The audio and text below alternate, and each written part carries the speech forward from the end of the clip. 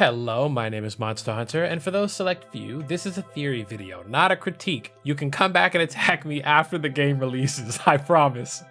Anyway, by the time I upload this, we'll be in the launch week of Wilds, and I thought it'd be fun to theorize how the Switch Axe might play with the introduction of skills, and come back after I reach Endgame and see what was true. Before we start, I'd like to point out a few things.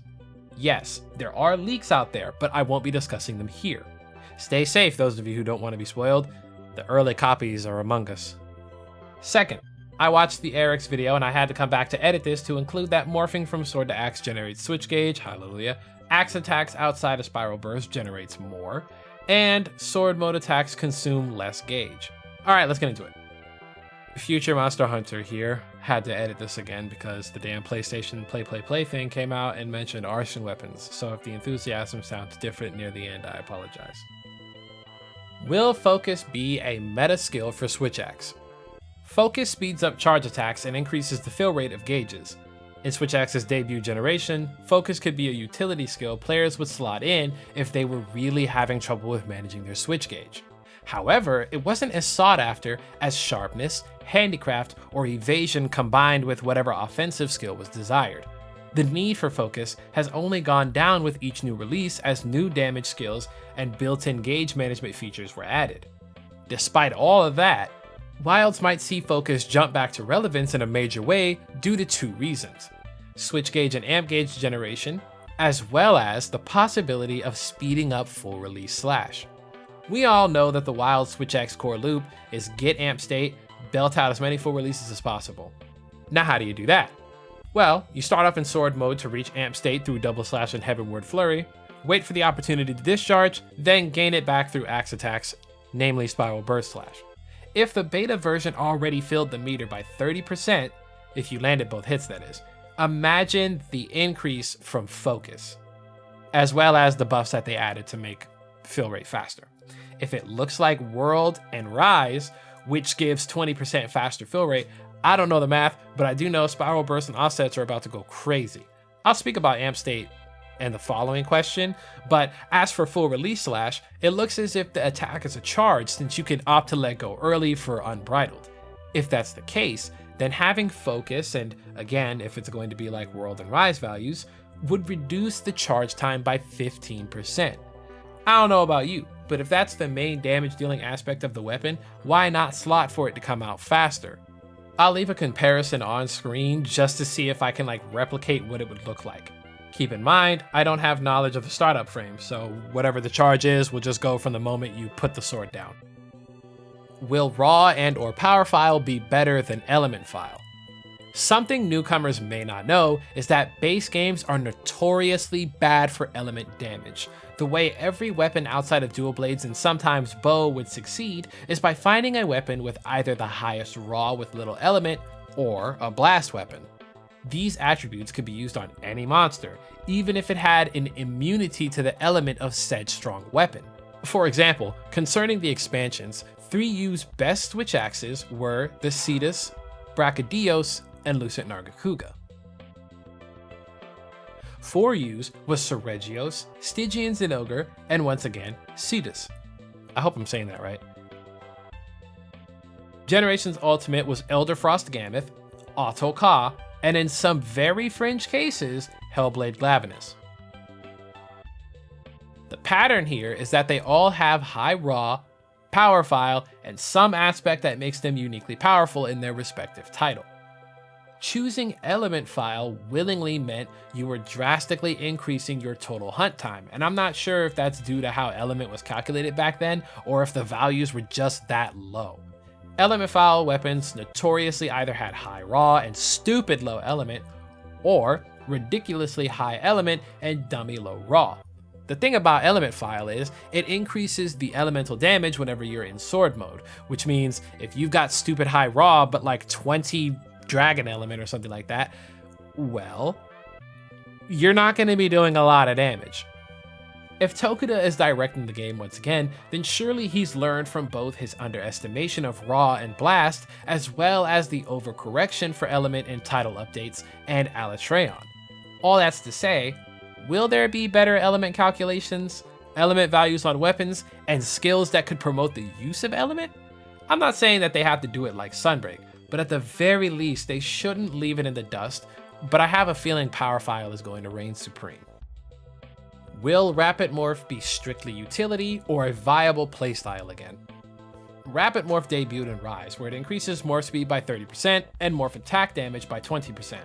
What made this exceptionally strong in Rise was the utility aspect through mobility and the high damage morph double slash.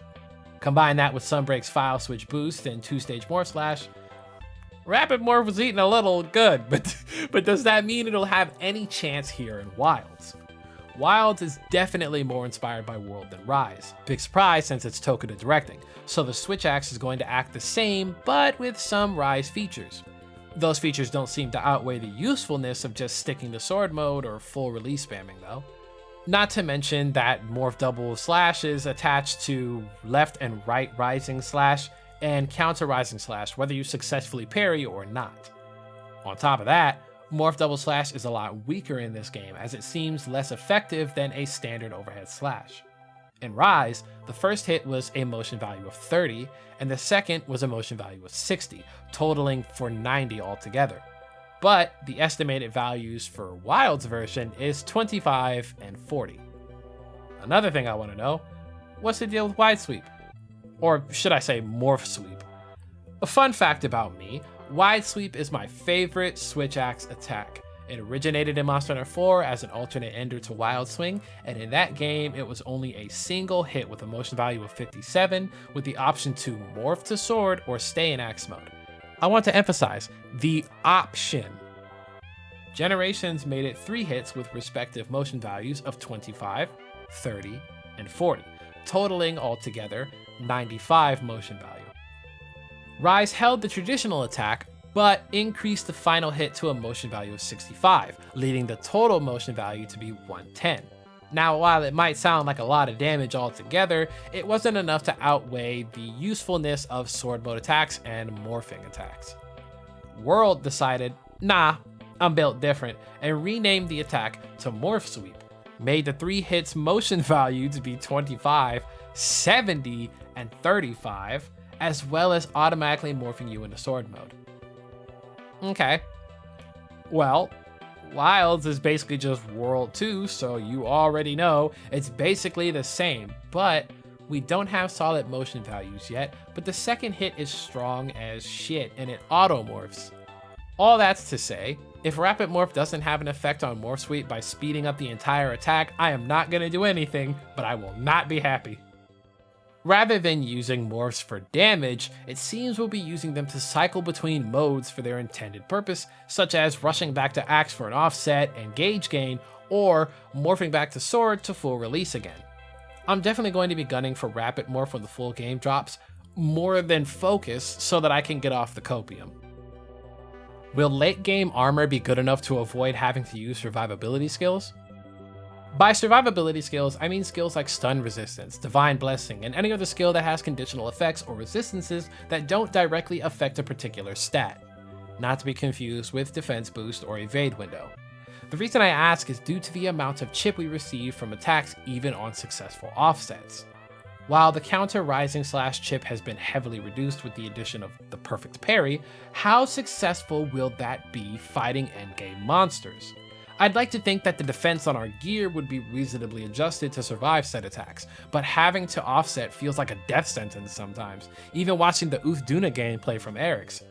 Would Divine Blessing be a safe skill to have if our armor can't keep up with additional threats? Also, while you're knockback resistant, you are not immune to being stunned or killed. Counter Rising Slash and Full Release Slash having KBR could require stun resistance for endgame fights to abuse specific situations. Now that isn't a guarantee, but you're allowed to play how you want. Full damage, full defense, survivability, you name it. I'm just wanting to know if any of it will be viable on Switch Axe. Bonus question, will Artian weapons be better than what is already available? We all know that whenever a feature shows up in a Monster Hunter game, it's usually an experiment that makes it to another game. World had Tail Raiders, which became Palamutes, which became Sacreds. 4 had Augments, which showed up in World and Rise. Rise had rampage weapons, which seemed to be the same system as the new Artian system, just a better farming method. This system seems to be collecting materials from tempered monsters and using them to add attributes to the Artian weapons.